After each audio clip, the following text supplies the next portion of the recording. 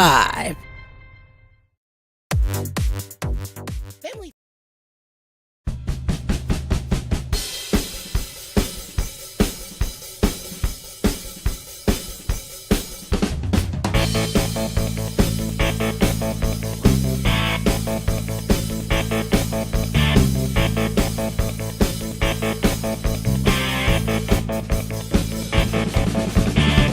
On West 6th Avenue in Cleveland, Ohio, outside of Bootleg Guitars and Basses. I bet you didn't know, John Hill is a world-renowned guitar producer right here in Cleveland, and he designs basses and guitars for the likes of George Lopez, Kiss, Dave Matthews Band, Megadeth, Godsmack, and many, many more. You've got to check them out because who would have known they're right here in Cleveland, Ohio. Stay there.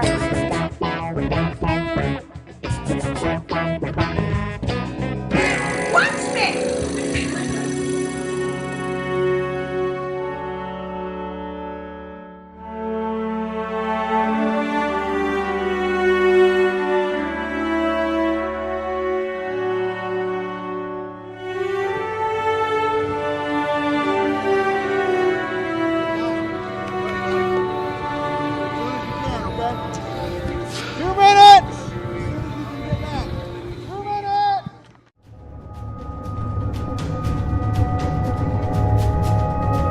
You know, anything that we ask the guys to do, we're right in there with them. You know, we'll get out on the field and condition with them and run and do those things with the guys.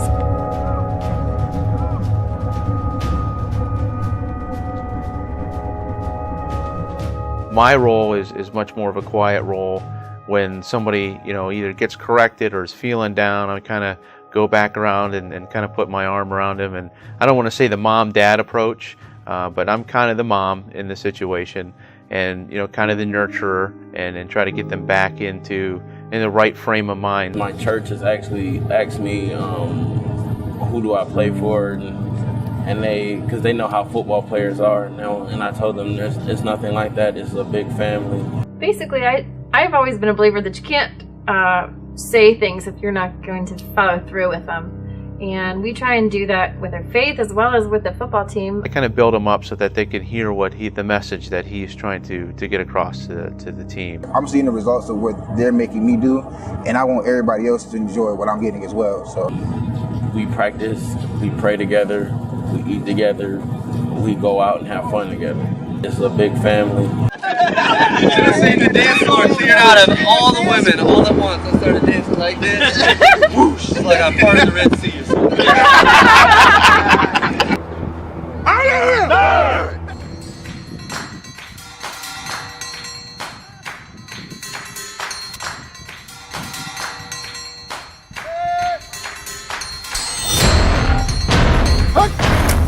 Keep going, eh? There you go. There you go.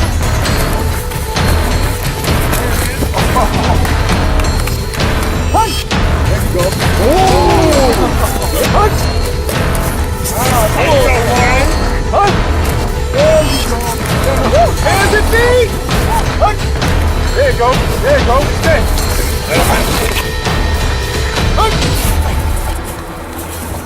Oh! I'm sorry. No, I can tell. Yeah, we'll be alright. You got ice? I want it all!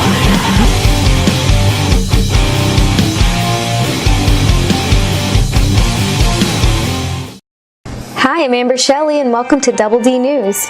Are you ready? Good. Then let's bounce.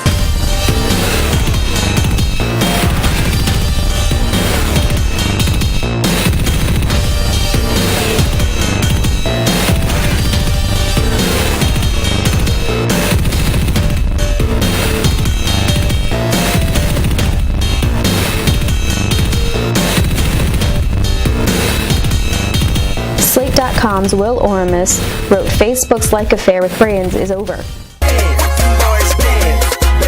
It's 6 Super Bowl halftime shows on me. That means it's 3 bands in my both pockets apiece. Band counting beats, 0 game sheesh. 2 halftimes gone, so that mean I got 4. And I'm rare at the feet, kicks fresh out the store. I ain't talking to you if you ain't talking bands. Yeah, I'm talking. As all of Ohio, and especially Cleveland, tries to pick itself up by the bootstraps and return to a place of prominence, it's interesting to look into the great past of the area and realize in previous decades, Ohio was known for its entertainment. With such figures ranging from Clark Gable to Jonathan Winters, legendary figures like Bob Hope and Steven Spielberg, and with Akron, Cincinnati, Cleveland, and Toledo each brandishing a world-class orchestra, it's not hard to understand why there is such talent in the area. At one point, the North Coast was considered for some a mecca for music, with musicians and bands such as Devo, Dean Martin, Doris Day, the Isley Brothers, Maynard James Keenan, Marilyn Manson, Bill Keegy, the O'Jays, Levert, Bone Thugs and Harmony, the Cramps, the Black Keys, and many, many more, all hailing from Ohio. And with the Rock Hall and the indie record label Cleveland International Records being notable as the first label to sign Meatloaf and release Bat Out of Hell, which sold more than 40 million copies, it's no wonder why Cleveland was known for its entertainment. And a large part of that was, and is, comedy. Obviously, Cleveland has seen its share of comedians from Bob Hope, Tim Conway, Jonathan Winters, Phyllis Diller, Arsenio Hall, and Steve Harvey, to Molly Shannon, Drew Carey, and the list goes on for some times, which is why comedy is abundant in Cleveland.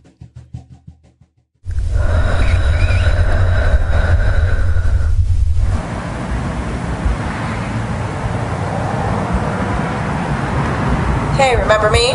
Oh, yeah.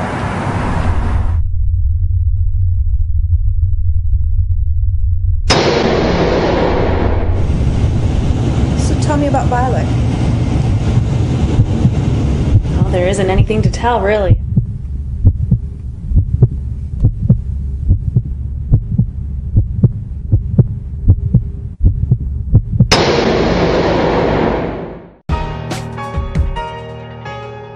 The origination of Type A personality.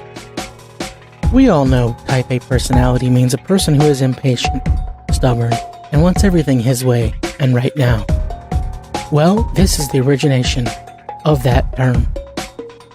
Back when office settings started to become the workplace norm, bosses would act like jerks, and somebody would wonder why. Another person would say, "Oh, don't mind him, he's an But because America was still a fairly clean nation, they began to clean it up. So eventually, someone came to the term, "Oh, he's Type A." And so it began. After the boss would give you a good reaming, they would walk out and say, "Oh, he's got a Type A personality."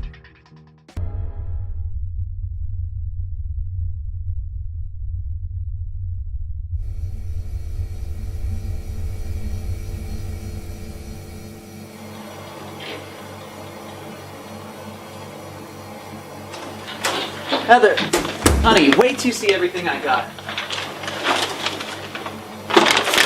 A brand new dish. A new leash. A new collar. Plenty of treats. A gourmet feast, lamb, rice, and beef medley. Something for her teeth. And a new toy. It even squeaks.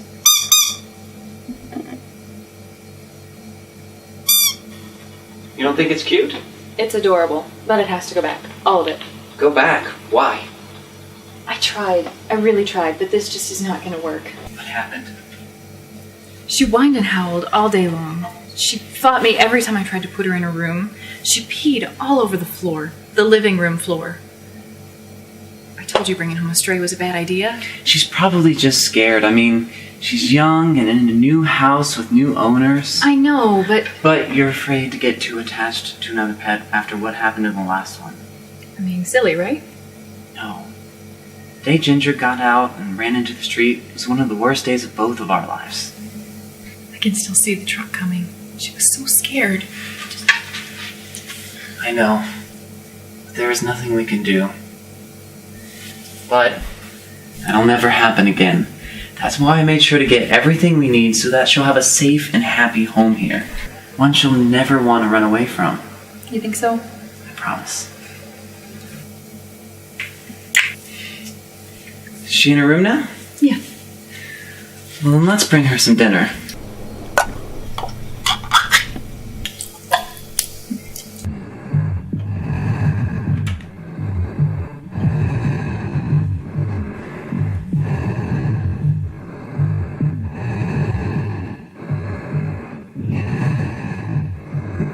There's my good girl. There's my Abby. Look what Daddy brought you. Time to eat. The plethora of incredible comics from Cleveland. Yeah, I mean, there are some heavyweights from the city. I mean, I truly believe that laughter is the best medicine. I think laughter is important in any area. Everybody likes to laugh. It's a wonderful stress reliever. If you can take a situation that's a bad situation and find the joke in it, find the laughter, find the humor, and laugh about it. Laughter is fun. People think of Cleveland as a... This is, you know, we didn't have we've been screwed over so much. Cleveland has a great sense of humor. I mean, they've been downtrodden for so long.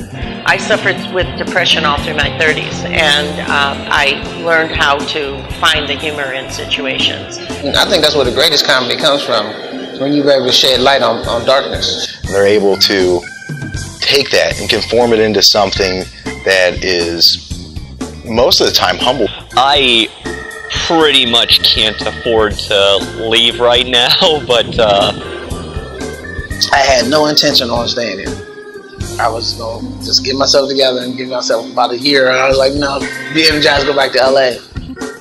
Overall, you know, there's a love. This is the heart of it all, you know. I think there's a lot of nurturing that goes on between the comics as well as some of the clubs. All the other comedians I know who I can get advice from and talk to are in this area. Cleveland's my home. I love it here. All the places I know. The Midwest is where all the work is. I mean, they actually want you to do shows for free in LA. You get a lot of opportunity to expand and improve, probably more so than some of the other areas. In Cleveland and in the areas, I mean, I can make, so on a weekend, I can make $1,500 for nothing. I mean, just like, I mean, I can be in this area and not even go that far, and someone like, Courtney, you got a show, man, we need to do this, do that, and I'm like, and they always ask, well, how much do you charge? How much you got? I think the audiences respond to comics who really come out there and are honest with them. I think the comics here are authentic, and they're doing the comedy because it's what they love doing. The weather's crappy, the teams are crappy, the air is crappy, the job market is crappy. But, you know, there's a lot of humor in the crappiness of it all. The fact that everyone's unique, everyone's got their own voice. The people are genuine.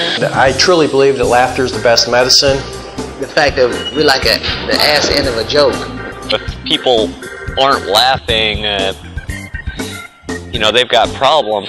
Laughter is vital. Yeah, Northeast Ohio sucks, but we're making the best of it.